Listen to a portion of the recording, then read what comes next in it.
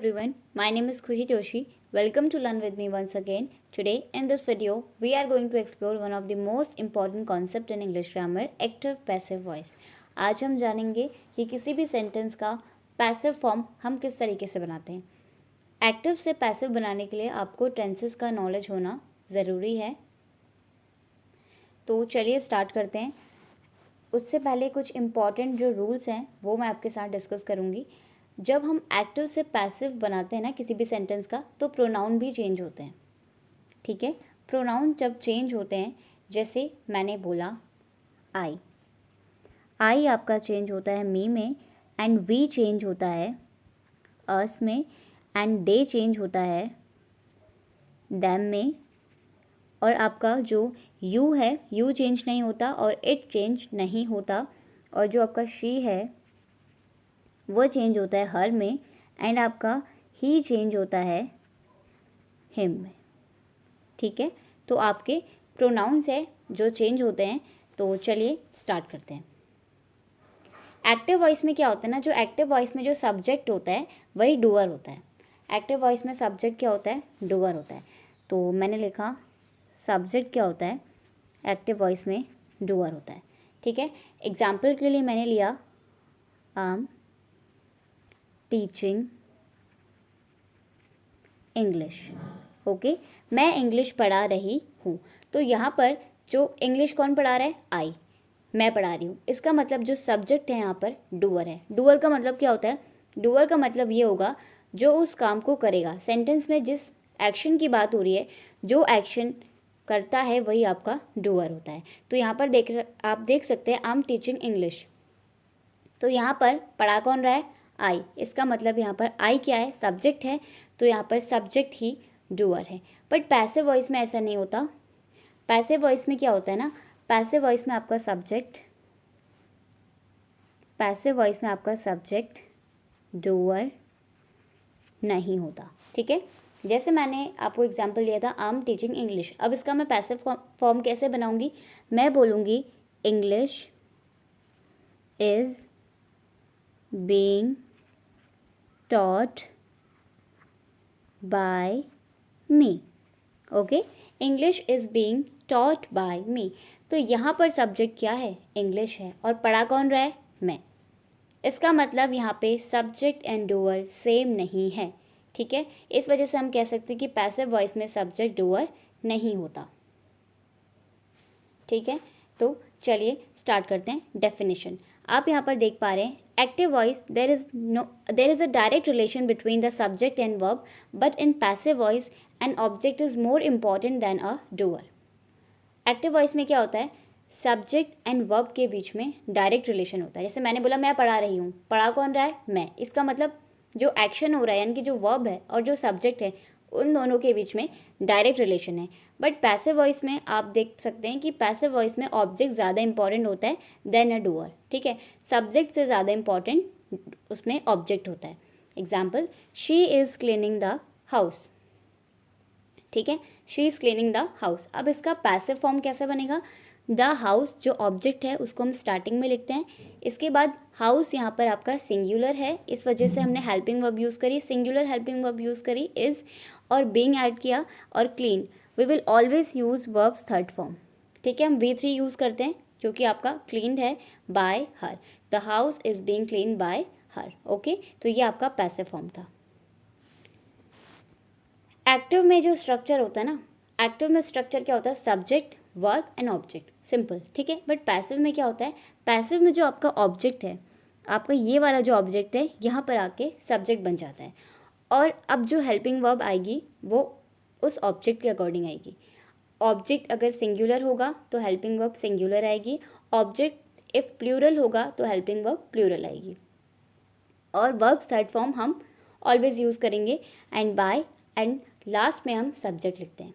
ठीक है, और जो 4 आपके टेंसेज हैं, टोटल हमारे 12 टेंसेज होते हैं, उसमें से 4 टेंसेज का तो पैसिव फॉर्म बनता ही नहीं है. कौन कौन से हैं वो, आपके प्रेजेंट परफेक्ट कॉन्टिन्यूस, जितने भी आपके फ्यूचर कॉन्टिन्यूस होते हैं, आपका फ्यूचर कॉन्टिन्यूस, फ्यूचर मतलब फ्यूचर कॉन्टिन्यूस का नहीं बनता, और जितने भी आपके परफेक्ट कॉन्टिन्यूस है. ठीक है, फ्यूचर कॉन्टिन्यूअस का नहीं बनेगा और आपके परफेक्ट कॉन्टिन्यूअस का नहीं बनेगा, ठीक है। तो चलिए, तो अब देखते हैं, और बनता किसका है, सिंपल टेंसेस का, जो कि present past future and perfect tense का बनता है, जो भी आपके प्रेजेंट पास्ट एंड फ्यूचर, ठीक है।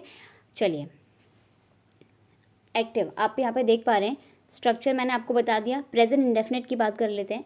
प्रेजेंट इंडेफिनिट में क्या होता है ना, सब्जेक्ट प्लस V1 एस और ES देन ऑब्जेक्ट, ये आपका एक्टिव का स्ट्रक्चर है। Example, she Yeats N orange, ठीक है, शी ईट्स एन ऑरेंज, तो ये एक्टिव फॉर्म है। अब हम इसे पैसिव फॉर्म में कैसे बनाएंगे, जो ऑब्जेक्ट है यानी कि जो एन ऑरेंज है उसको हम स्टार्टिंग में लिखेंगे, ठीक है, ऑब्जेक्ट आ गया। इसके बाद हेल्पिंग वर्ब आएगी इज एम आर, ठीक है, कुछ भी आप लगा सकते हैं आपके ऑब्जेक्ट के अकॉर्डिंग। तो यहाँ पे ऑरेंज, एक ऑरेंज की बात हो रही है, इस वजह से हमने सिंगुलर हेल्पिंग वर्ब यूज़ किया। एंड वर्ब का थर्ड फॉर्म कंपलसरी है। पैसिव फॉर्म में अगर आप किसी भी सेंटेंस को बना रहे हैं तो आपको वर्ब का थर्ड फॉर्म यूज़ करना ही होगा, ठीक है। तो ईटन एंड बाय हर, और मैंने आपको स्टार्टिंग में बताया था प्रोनाउन भी चेंज होते हैं। शी का हम क्या पैसिव फॉर्म में क्या लिखते हैं, हर। आई होप आपको समझ में आया होगा। नेक्स्ट है प्रेजेंट कॉन्टिन्यूअस। प्रेजेंट कॉन्टिन्यूअस में क्या होता है ना, subject plus is am are, V1 plus ING and then आपका object, okay. Example, she is plucking the flowers, तो यहाँ पर ये आपका एक्टिव फॉर्म है। बट अब मैं इसे पैसिव फॉर्म में कैसे बनाऊंगी, पैसिव फॉर्म में मैं ऑब्जेक्ट पहले लिखूंगी, फिर is am are and then being, फिर हम वर्ब का थर्ड फॉर्म यूज़ करेंगे एंड बाय, और हम लास्ट में यूज़ करेंगे subject. Example, the flowers are being plucked by her, तो द फ्लावर्स यहाँ पे हमने ऑब्जेक्ट, हमने सब्जेक्ट बना दिया। उसके बाद हमने फ्लावर्स, आप देख पा रहे हैं फ्लावर्स प्लूरल है, तो हमने हेल्पिंग वर्ब आर यूज़ करी। और यहाँ पर आप जैसे स्ट्रक्चर देख पा रहे हैं, हम प्रेजेंट कॉन्टिन्यूअस के साथ बीइंग यूज़ करते हैं। प्रेजेंट कॉन्टिन्यूअस हो या पास्ट कॉन्टिन्यूअस हो, हम इनके साथ बीइंग यूज़ करते हैं, जो हमने किया है, आर बीइंग, और V3 यूज़ करेंगे प्लग्ड बाय हर, ठीक है। आई होप प्रेजेंट कॉन्टिन्यूअस भी आपको समझ में आया होगा। नेक्स्ट है प्रेजेंट परफेक्ट। प्रेजेंट परफेक्ट में क्या होता है ना, subject plus has have plus V3 plus object. Example, the teacher has taught the students, teacher ने क्या किया, स्टूडेंट्स को पढ़ाया, टीचर ने स्टूडेंट्स को पढ़ाया। तो ऑब्जेक्ट आपने क्या यूज़ किया, आपने the teacher has taught the student, मतलब subject plus has have then V3 plus object, आपने ये एक्टिव का स्ट्रक्चर लिखा। बट हम इसे पैसिव में कैसे लिखेंगे, पैसिव में हम ऑब्जेक्ट पहले लिखेंगे, फिर हैज़ हैव देन बीन, फिर V3 plus by and last में हम सब्जेक्ट लिखेंगे। जितने भी परफेक्ट टेंस है प्रेजेंट परफेक्ट, आप उसमें एक चीज़ ऐड करेंगे, यहाँ पर आप ऑलवेज बीन ऐड करेंगे, ठीक है। बीन ऐड आपको करना है, जैसे मैंने बोला द स्टूडेंट्स क्या है यहाँ पे, स्टूडेंट्स प्लूरल है, ठीक है। सब्जेक्ट अगर प्लूरल है तो हेल्पिंग वर्ब भी प्लूरल आएगी, द स्टूडेंट्स हैव, और मैंने बोला आपको बीन ऐड करने को, तो बीन ऐड करेंगे। टॉट, वर्ब का थर्ड फॉर्म हमने यूज़ किया by the teacher, the student have been taught by the teacher. Next है पास्ट इंडेफिनिट। पास्ट इंडेफिनिट में क्या होता है, सब्जेक्ट फिर V2 एंड देन ऑब्जेक्ट, ठीक है, ये हमारा स्ट्रक्चर होता है। तो जैसे मैंने बोला the police caught the thief, police ने चोर को पकड़ा, तो यहाँ पर आप कैसे बनाएंगे पैसिव, पैसिव में बनाने के लिए आप क्या लिखेंगे, द थीफ वॉज कॉट, ठीक है। आप कैसे लिखेंगे, सब्जेक्ट V2 एंड ऑब्जेक्ट, और इसका आपका जो पैसिव फॉर्म है, पैसिव फॉर्म में आप ऑब्जेक्ट लिखेंगे, पहले ऑब्जेक्ट पहले आएगा, देन वॉज, वर्ब में से आप कुछ एक लिखेंगे, ओके, वॉज वर्ब में से आप कुछ लिखेंगे एंड देन आप यहाँ पे यूज़ करेंगे V3, ठीक है। तो तब मैंने यहाँ पे लिखा the thief was caught. I hope आपको समझ में आया होगा।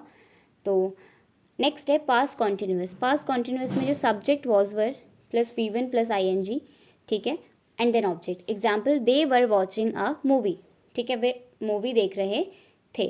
तो यहाँ पर जो ऑब्जेक्ट है, पैसिव में ऑब्जेक्ट पहले आएगा, फिर वॉज वर, देन बीइंग, फिर verb third form and by and then subject, okay, ये पैसिव फॉर्म हो गया।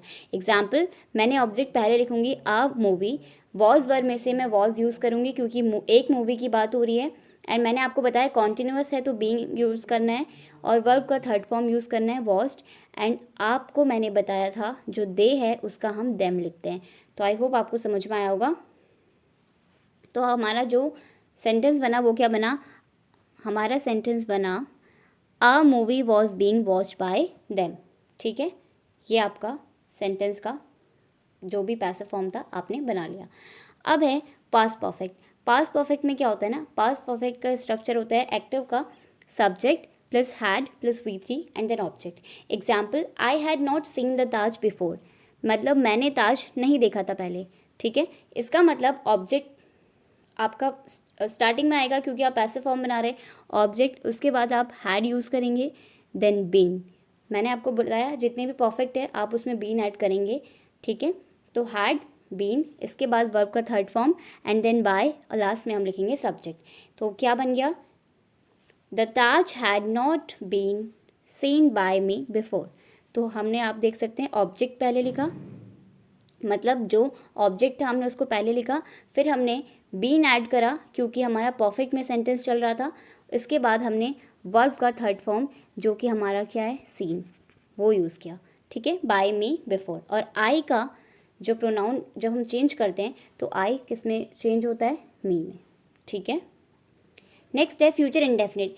फ्यूचर इंडेफिनिट में क्या होता है ना, subject plus will shall and V1 plus object. Example देख सकते हैं, शी विल प्ले क्रिकेट, वो शी विल प्ले हॉकी, वो हॉकी खेलेगी। तो यहाँ पर आपका ये सेंटेंस क्या है, शी विल प्ले हॉकी।